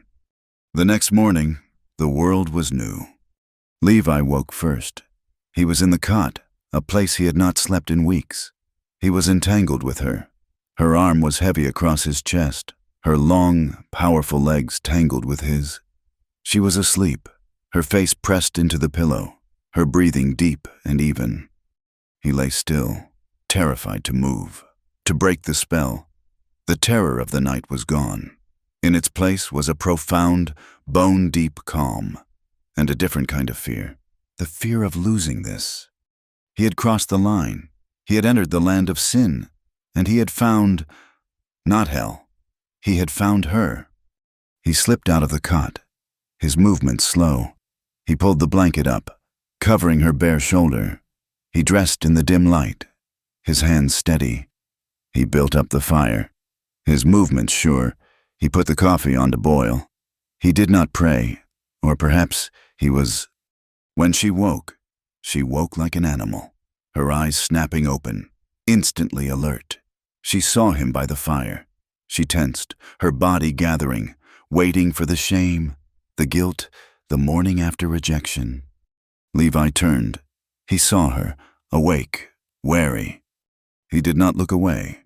He did not flush. He just looked at her. His gaze was steady, and in it, she saw none of the fear from the day before. He was still the same man, slender and shy, but something fundamental had settled in him. He walked over, poured a cup of coffee, and handed it to her in the cot. "Morning, Ada," he said. His voice was quiet. She took it, her eyes searching his face. "Morning, Levi." He just nodded and went back to the fire. She dressed, her mind reeling. The man who had been weeping and begging forgiveness was gone. This man was calm. He was his own. She took over the breakfast, slicing bacon into the pan. It was her role. He sat at the table, just watching her. He couldn't stop. He watched her hands, her shoulders, the way she moved. He was seeing her, really seeing her, for the first time. The fear was gone, and all that was left was wonder. The silence was new. It was not tense. It was not awkward. It was full. He was about to speak, to say her name, to try to find the words for what had happened, when he glanced out the small, clean window. He stopped. "What?" she asked, not turning from the skillet. "Levi?" He stood up slowly, his gaze fixed on the muddy ground outside. "Ada, stay inside!" But she was already moving, the skillet forgotten. She joined him at the door and looked out. The mud, soft from the melt, held the story. Tracks, not the single mare, not the rounded prints of his mules. These were deep, crescent-shaped, shod horses, well-fed, heavy. There were 4 sets of them. They had been close. They had circled the cabin, not 30 yards from the door, near the barn, then moved off toward the high ridge that overlooked the ranch. Ada's face, which had been soft, transformed. The warmth of the night, the peace of the morning, all of it vanished, replaced by a mask of cold, hard stone. She knew, before Levi could even say it. She knew. The world had returned. She stepped out onto the porch, her bare feet pressing into the cold wood. She stared at the tracks, then up at the ridge, where the sun was glinting off something. A spyglass. Maybe. "Burke," she said. Her voice was flat. It was not a question. It was a fact. It was a sentence. The morning piece was a fiction. It shattered the moment they saw the tracks. Ada's reaction was immediate and violent. The softness of the night, the warmth of the cot, was burned away. She was an animal again. The trap sprung. "He knows," she whispered. She backed into the cabin, her eyes wild, scanning the room not for comfort, but for a weapon. "He was here. He was watching. I have to go." She grabbed the flannel shirt she had worn, her movements jerky. "I have to run, now, while they're gone." "No." The word, spoken by Levi, was so quiet and so firm it stopped her cold. He was not the boy who had wept in the barn. He was standing by the door, his face pale but set. "No," he said again. "You run. You're just prey. He'll ride you down in the open. You saw the tracks. Those are fed horses, not ranch nags. You can't outrun them on foot." "Then I'll hide. I'll go to the rocks." "And starve, or freeze. He'll just wait you out. He knows you're here." Levi's gaze met hers. The shame was gone, replaced by a cold, protective clarity. "You are not property." She stared at him. The words he had spoken before, the ones that had stopped her heart. He said them differently now, not as a plea, but as a fact, as a line drawn in the dirt. "He will come back," Levi said. "He didn't come in. He was scouting. He'll be back, and he won't be alone. We don't run, we prepare." He looked around the small cabin. His eyes fell on the trap door near the hearth, where his mother had kept the preserves and potatoes. "The root cellar," he said. "Levi, no, I'm not hiding in a hole." "It's not a hole. It's dark. It's under the floor. He won't look for it." He grabbed her arm. His grip was small, but it was steel. "Ada, please. We do this my way. Just this once. Trust me." She looked at his face, at the desperation, at the strange new strength in his eyes. She was built to fight, to flee. He was built to endure. She nodded. "Once." He pulled the heavy bearskin rug aside, revealing the iron ring. He lifted the door. A puff of cold, damp air rose, smelling of packed earth and apples. "Get in, take a blanket, and be silent. No matter what you hear, no matter what he says." She lowered herself into the darkness. It was cramped, not even 5 feet deep. She sat on a potato sack, pulling the blanket around her, her heart a cold stone in her chest. Levi looked down at her. "I won't let him take you." He closed the door.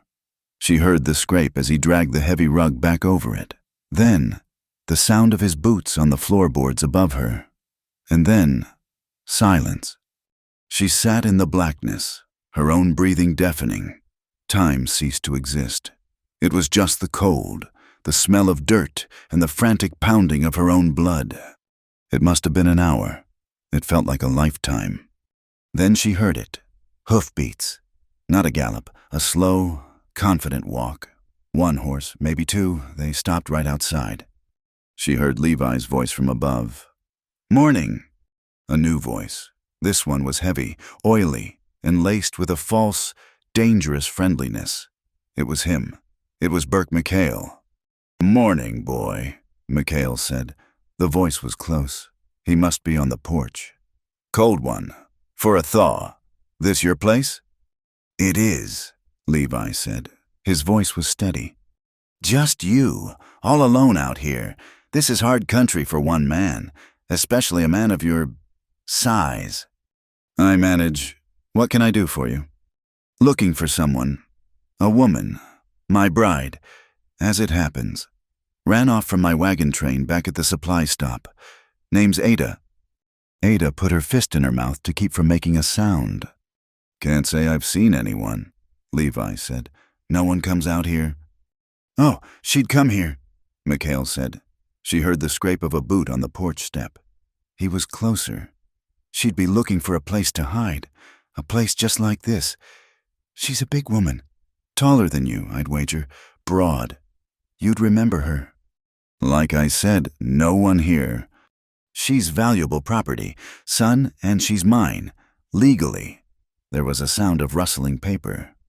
"I got a contract. Marriage contract, signed by her PA. She belongs to me, under the law." "I haven't seen her." There was a long, heavy silence. Ada could picture the two men, the small, wiry rancher and the thick, brutal man who had bought her. "A man who hides another man's wife," McHale said, his voice losing its friendliness, "is a thief, and the law in this territory takes a dim view of thieves. I'll be back, and when I come back, I'll have the law with me, and they won't be as polite as I'm being." She heard a heavy footfall, the jingle of a spur, the sound of a man mounting a horse. "You have a good day, boy," McHale called. "You think on it. You think on what it means to be a thief." She heard the horse walk away, the sound fading slowly. She stayed in the dark, her muscles cramped, until she heard Levi's boots directly overhead. The rug scraped. The door opened. A square of gray light fell on her. Levi's face was pale, his eyes dark. He held out his hand. She took it and climbed out, her legs stiff, her body trembling with a rage so cold it felt like ice. "He has papers," she said. It was not a question. "He has something," Levi said, bolting the cabin door. "He's right about one thing. He'll be back, and he'll have a sheriff, or a deputy, someone with a star." "I have to run," she said again. The words mechanical.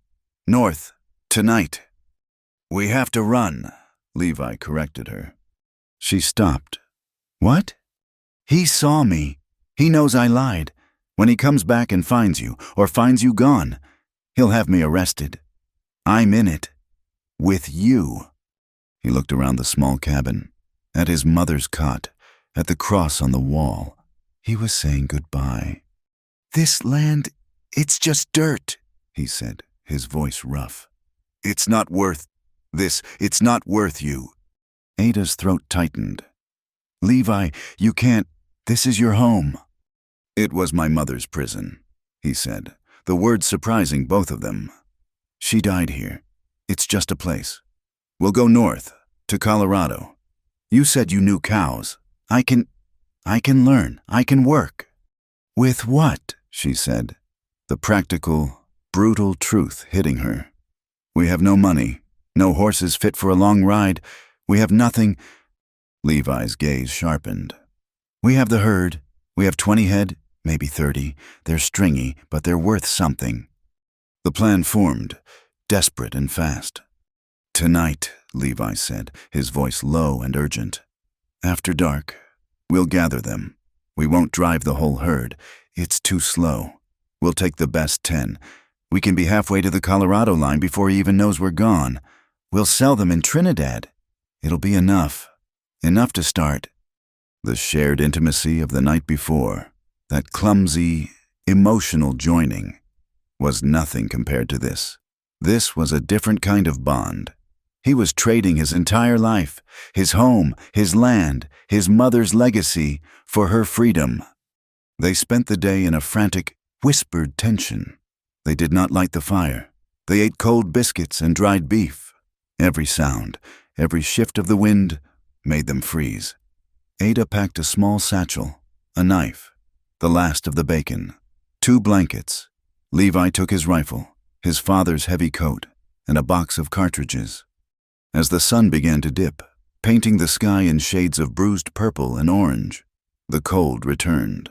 The mud began to stiffen. Patches of old, icy snow in the shadows, the ones that had not melted, gleamed like bone. "It's time," Levi said. He unbarred the door and froze. They heard it at the same time. Riders, not one, not two, many, coming fast. "He came back," Ada whispered, panic seizing her. "He didn't wait." "Back in the cellar," Levi ordered. "No, not again. I won't be in a hole when he comes." She grabbed the heavy iron poker from the hearth. "Ada, don't be a fool. They have guns." "So do you. I won't hide." The riders were in the yard. 4 horses. They could hear the jingle of harnesses, the low, angry murmur of men's voices. "Levi Miller," a new voice called out, a voice of authority. "Come on out and bring the woman." Levi looked at Ada. Her face was pale, but her eyes were fire. She was not going back in the cellar. He nodded. Once, he chambered a round in his rifle. "Stay behind me," he said. He opened the door and stepped out onto the porch. There were 4 men. Burke McHale sat on his horse, his face smug, his oil-slicked beard glinting in the dusk. Beside him were 2 men Ada didn't know, hard-looking men with revolvers strapped low on their hips. The 4th man sat his horse slightly apart. He was older, with a weary face and a stained duster. He wore a silver star, dull in the failing light. "Deputy Harlan," the man with the star said. He didn't look at Levi. He looked at the cabin. "This here is Mr. McHale. He filed a complaint in town. Says you're harboring his legal wife. Says you threatened him this morning." "I did no such thing," Levi said. His voice was shaking, but his grip on the rifle was steady. "And she is not his wife." "He has a paper, son," the deputy said, his voice tired. "A marriage contract, signed and witnessed." "That paper is a lie," Levi said, his voice rising. "He bought her. He paid her father to settle a debt. That's not a marriage. That's slavery." The 2 hired guns shifted, their hands moving closer to their belts. Burke laughed, a wet, ugly sound. "She's my wife, deputy, and this boy is hiding her. He's a thief and a liar." "I'd ask you to come inside, deputy," Levi said, holding his ground. "But Mr. McHale is not welcome in my home."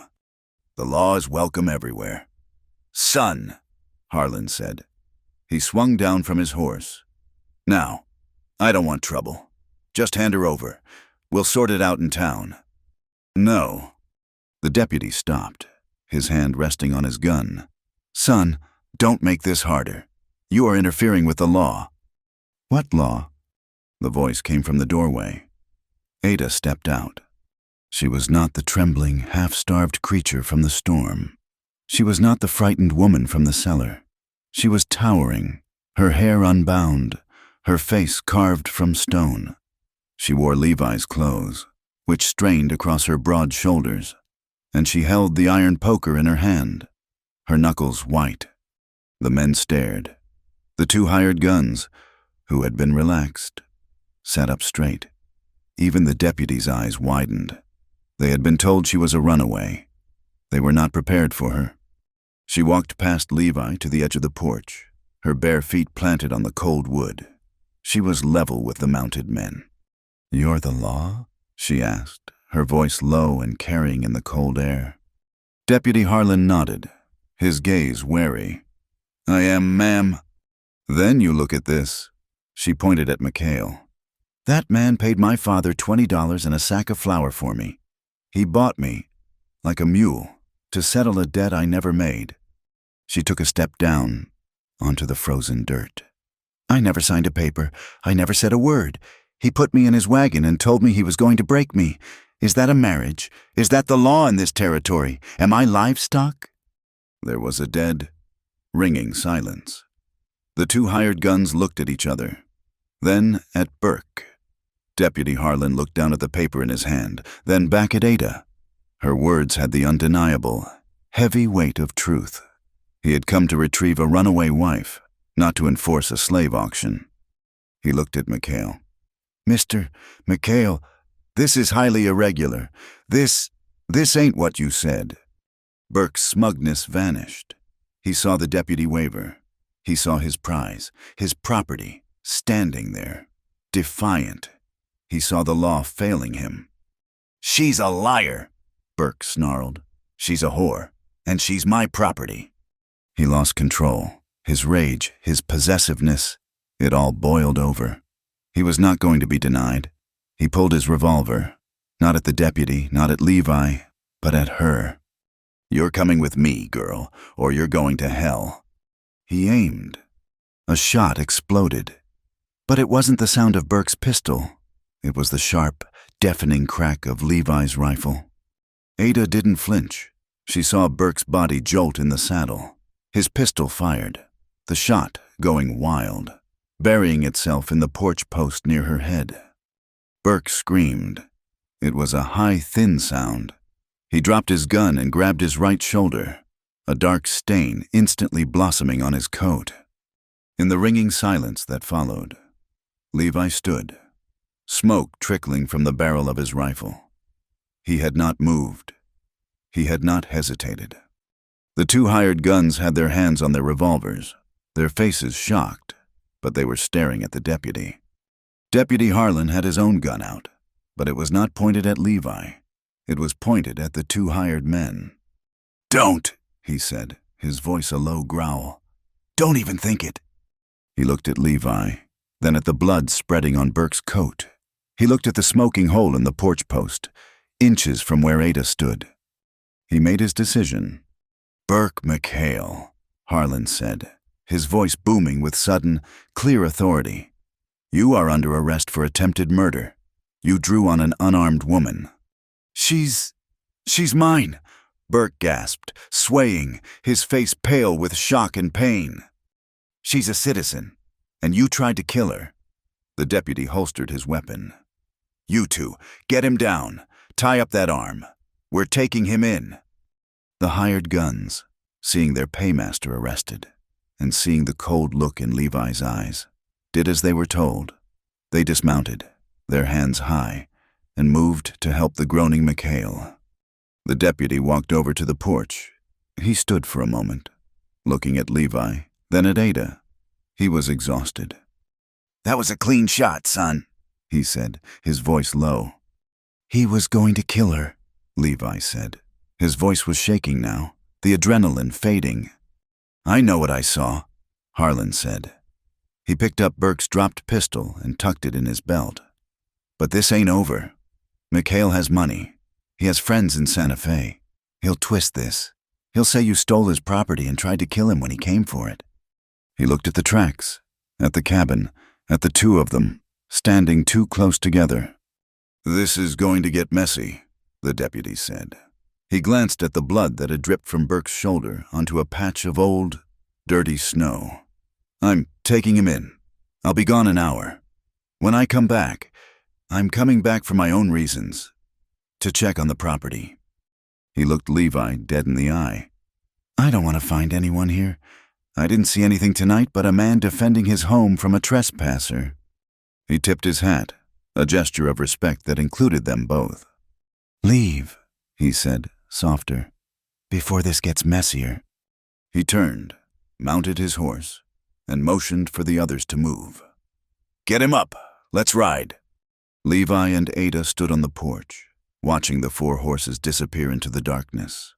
One rider slumped over his saddle, moaning.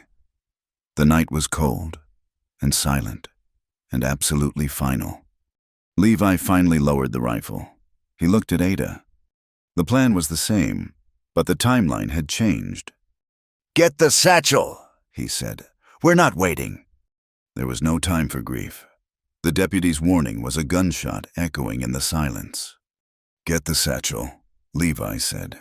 His voice was raw, stripped of all its former hesitation. While Ada grabbed the bag, the blankets, and the last of the food, Levi moved. He did not look at his mother's cot or the cross on the wall. He went to the hearth, prized up the loose stone his mother had always warned him about, and pulled out a small tin box. It was light. He shook it, the dull jingle of coins. "My mother's savings," he said, stuffing it deep into his coat. "Maybe $60. It's not enough, but it's something." "The cattle," Ada said, her voice urgent. "No." He looked at the rifle in his hands. "No time. He left us an hour. But those men, they might not follow the deputy. They might circle back. We take the mules. They're quieter and they last longer." He kicked the cabin door open. He left it that way. He did not look back. Ada followed him into the darkness. The air was frigid, the ground hard. The blood on the snow patch was already freezing, a black stain under the sliver of moon. They moved to the small corral, not the barn. Levi's 2 pack mules stood, their breath pluming. They saddled them in a frantic, shared silence. Levi loaded the rifle. Ada tied the satchel. He put his foot in the stirrup, then paused. He looked at the cabin, a dark, accusing shape against the stars. His home. "Levi," Ada said, her voice sharp. He swung his leg over. He nudged the mule, and they moved. Not toward the trail, but toward the creek bed, keeping to the shadows. They rode out of the ranch, leaving the cattle to bawl, the door to swing, and the ghosts to whatever came next. They rode north. They rode for 3 days, and it was a new kind of hell. They were not ranchers, they were prey. They rode through the night, the mules slipping on the icy rocks, and hid during the day. They slept cold, huddled together in thickets of juniper and pine, taking turns watching. They did not risk a fire. They ate the cold bacon and the last of the hard biscuits, the food tasting like ash in their mouths. Levi was not built for this. His hands, chapped and soft from his quiet life, were rubbed raw by the rains. He rode hunched against the wind, his body racked with shivers, his face pale with exhaustion and a deep, gnawing guilt. He had shot a man. He had fled the law. He had abandoned his mother's grave. He was everything she had taught him not to be. Ada was the strong one. She was the one who knew the land. She had been running her whole life. He was just learning how. She found the game trails that kept them off the open ridges. She found a spring that was not alkali. She read the tracks in the mud, her eyes sharp, looking for shod horses. On the second night, she took the watch. He was asleep, a fitful, whimpering sleep. His body curled into a tight knot. She looked at him, this small, strange man, and felt a fierce, protective ache that was more terrifying than McHale. He had traded his world for her. He woke with a start, his hand flying to the rifle. "It's just me," she said, her voice a low rumble. He relaxed, his breathing ragged. He looked around the dark, rocky draw where they were hidden. The wind was high, whining through the pines. "I keep thinking about the cabin," he whispered. He wasn't talking to her. He was confessing. "I should have burned it, so he couldn't have it." "It's just a place. Levi, just wood and stone." "It was hers," he said. He looked down at his hands, raw and bleeding, clutching the blanket. "He'll lose the arm, maybe, or he'll heal, and he'll file papers. He'll take the land. He'll send marshals. We'll never be safe." "We're safer than we were," she said, her voice firm. He looked at her. his eyes hollowed out by the shadows. The guilt was eating him alive. "I left it all, the land, my mother's grave, everything." He swallowed, the truth of it a hard knot in his throat. He turned to her, his gaze desperate in the faint starlight. "I'd give you my land if it meant you were free." Ada stared at him. Men spoke of land as if it were religion. It was what they killed for, what they died for. Burke had wanted her as part of his claim, his property. But Levi was not trading. He was surrendering. She reached out, her large, calloused hand covering his. His were trembling and cold. "I don't want your land, Levi," she said, her voice low. "Land is just dirt. It's something to be bought, or sold, or taken. It's what he wanted. It's what my PA wanted." She saw his confusion. She tightened her grip, stopping the tremor in his hands. "I want your hands on me," she said. He stared at her, his breath catching. He thought she meant now. He thought it was desire. "Always," she finished, and the word was a vow. He understood. She didn't want the property. She wanted the man. She wanted the choice. The touch that was not a claim but a connection. She wanted the part of him that was real, not the part that was owned. He turned his hand over, his raw fingers lacing with hers. He held on as if she were the only solid thing in the world. "Colorado, then," he whispered. "We'll be safe there." They crossed the pass at Raton on the third day, the mules struggling, the air so thin and cold it burned their lungs. Below them, they saw the lights of Trinidad, a scattering of yellow sparks in the vast, darkening plain. They were fugitives. They were free. The final camp was different. They were out of New Mexico territory. They were in a new land. The paranoia that had kept them rigid for 3 days finally eased, leaving behind a bone-deep exhaustion. They built a fire, a real one, the flames leaping high against the rocks. The warmth was a miracle. They had no food left, but they had the fire, and they had the tin of coffee. They sat side by side, sharing the last blanket, sipping the hot, bitter liquid. Levi looked at her in the firelight. The journey had worn her down. Her face was thinner, her pale eyes shadowed. But the feral, hunted look was gone. She was just Ada. He had not touched her, not since that morning in the cabin. The world had intervened, but now, in the quiet, with the fire warming his face, the need returned. It was not the desperate, shame-filled hunger of before. It was not the clumsy, tear-stained collision. It was slow. It was quiet. It was a need to confirm that they were both still there. He reached out and, very gently, touched her cheek. She did not flinch. She did not pull away. She leaned into his touch, her eyes closing, a low sigh escaping her. "You're safe, Ada," he whispered. Her eyes opened. She looked at him, her gaze clear. "Are you?" "I'm with you," he said. It was the only answer that mattered. This time, there was no hesitation. There was nothing to prove. They came together not in a desperate crash, but in a slow, tender unfolding. It was a confirmation of the promise his hands had made. He had used them to take a life to protect her. Now, he used them to give her comfort. Their loving was quiet, and slow, and sure. It was a desperate act of claiming life, of pushing back the ghosts of Mikhail, of her father, of his mother. It was a promise made in the wilderness, under the stars, that they belonged only to each other. When they lay together, tangled in the blankets, the fire burning low, there were no tears. There was just the sound of the wind, and their breathing, finally in rhythm. Trinidad, Colorado, was a shock. It was a town of coal smoke and railroads and shouting. It was filled with people. After the profound silence of the ranch, the noise was a physical assault. They were ghosts. Levi, with his haunted eyes and empty rifle. Ada, with her towering height that made everyone on the street turn and stare. They were a strange, mismatched pair, and they knew it. The $60 was not much. It was barely enough to survive. Levi sold the mules for another $40, keeping only the satchel and his rifle. They had $100, and the clothes on their backs. They could not buy a home. They rented a small, 2-room shack on the south side of the river, where the other poor folk lived.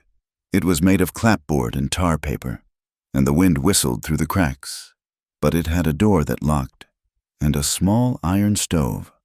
They rebuilt. Levi, who had owned land, was now a hired hand. He found work at the livery, mucking stalls and hauling feed. He was small and quiet, and the other men mostly ignored him. He came home every night, exhausted, smelling of hay and horse manure, and put his $4 on the table. Ada found work in a place that surprised them both, a millinery shop. The owner, a stern widow named Mrs. Brown, had looked at Ada's large, calloused hands with doubt. "This is delicate work, girl." "I'm strong," Ada said. "Strong don't matter here. Steady does." Ada held out her hand. "I can be steady." Mrs. Brown, desperate for help, had given her a trial, and she had learned. Ada's hands, the ones that could heave a beam and aim a poker, were also impossibly precise. She could stitch velvet ribbon, anchor delicate netting, and sew pearls onto silk. There was a patience in her, a stillness born of years of quiet endurance. She sat in the back of the shop, her large frame bent over the tiny hats, and she was, in her own way, content. Months passed. The raw, desperate edge of their escape softened. It became a scar, a story they never told. They lived quietly. They were rebuilding. They bought a real bed. They bought curtains. He bought her a thick wool coat, a dark blue one, that fit her shoulders properly. She mended his shirts, her stitches small and perfect. They were just people, the giant woman and the small, shy man. The townspeople whispered, but they left them alone. Winter came again. It was a year since the storm that had thrown her onto his land. A heavy snow fell, blanketing Trinidad, muffling the sounds of the town. Their small shack was warm. A pot of stew simmered on the stove. Levi sat at the table, cleaning his rifle. It was a habit now, a ritual. Ada was standing by the small window, watching the snow fall. She had been quiet all evening. He saw her reflection in the dark glass, her face thoughtful. "Do you ever regret it?" she asked. Her voice was low, barely louder than the wind. He stopped, the oil rag in his hand. He knew what she was asking. Not just the running, all of it. The land, the cabin, the shot he'd fired, the life he'd lost. He set the rag down. He walked over to her, standing behind her, his reflection joining hers in the glass. "I regret being afraid for so long," he said, his voice quiet. "I regret all the years I spent praying to be something I wasn't, hiding from the world." He put his hands on her arms, his small hands on her strong ones. "I never knew I could love someone like this," he whispered. He had never used that word. It hung in the air, heavy and true. Someone who showed me who I was. I thought I was a coward. Ada, but you showed me I was just waiting. Ada's breath hitched. She turned in his arms, her pale blue eyes searching his. The relief in her face was a beautiful, breaking dawn. She smiled, that rare, rough, genuine smile that was his alone. She put her large hands on his waist, her grip sure. "Then I'll grab you every night," she said, her voice a low, teasing promise. "Just to remind you."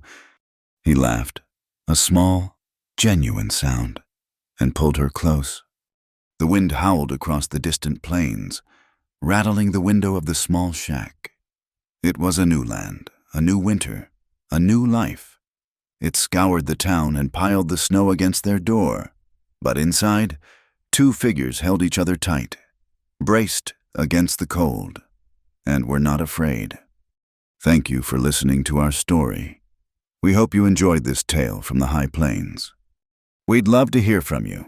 Please, take a moment to comment and let us know where in the world you're listening from. If you enjoyed this, be sure to subscribe to our channel, From Wild West, for more stories like this one. And finally, please share your thoughts on Ada and Levi's journey in the comments. We read every one. Thank you again.